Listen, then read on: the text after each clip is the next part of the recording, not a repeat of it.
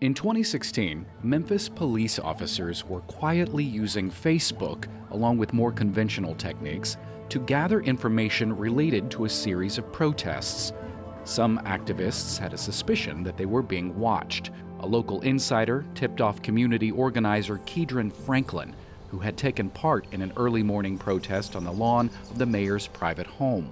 And they went on to tell me that, there's this book, has y'all information, names, pictures on the wall, and I'm like, whoa. The following year, Franklin found himself on a City Hall security watch list, along with dozens of other tenuously connected people. Elaine Blanchard is a minister who took part in a racial justice protest. She learned from a local reporter that she too was on the list.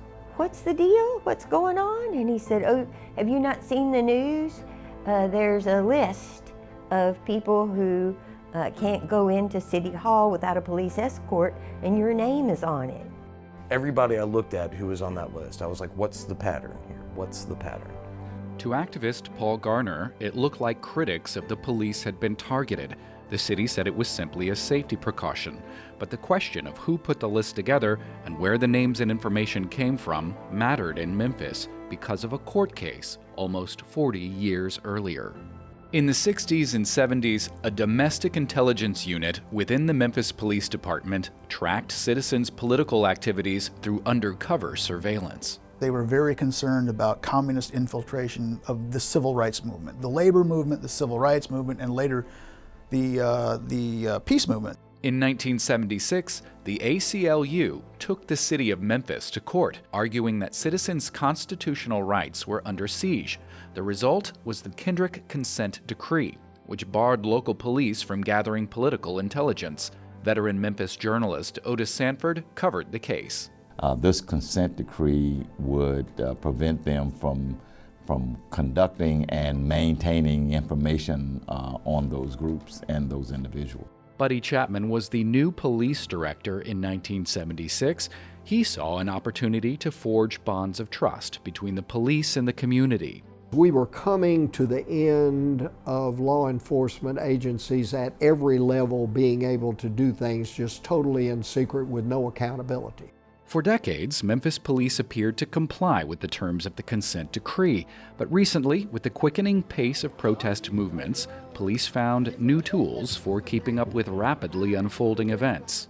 We didn't have social media in 1978 when that consent decree was formed. So the way policing is done today, a lot of it is done through social media. That's how protests start these days.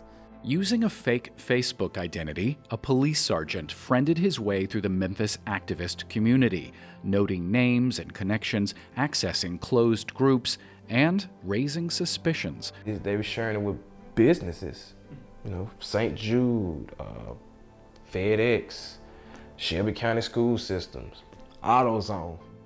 What do they need with my personal information?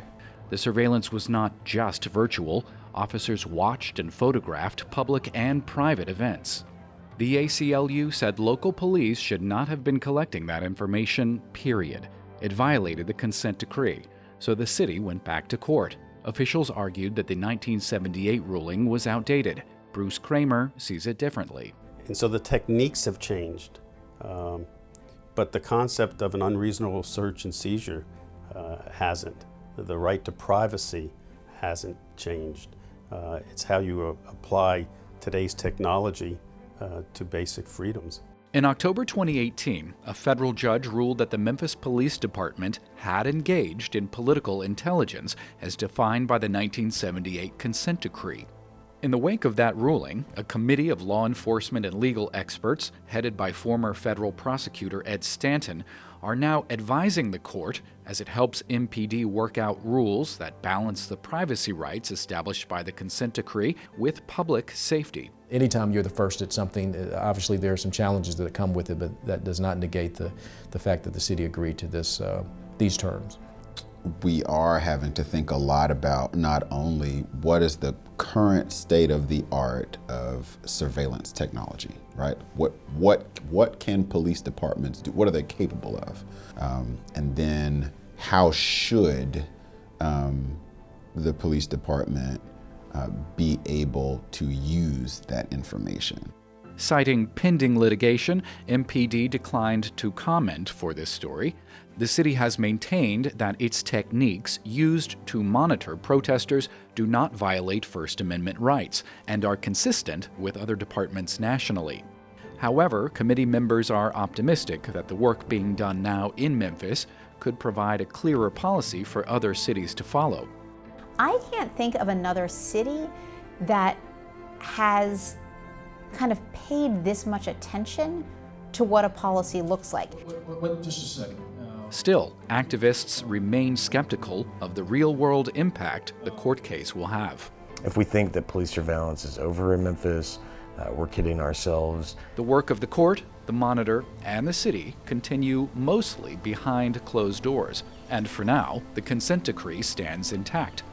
But technology and social media have the continuing potential to disrupt the balance between protest and public safety for activists and police alike.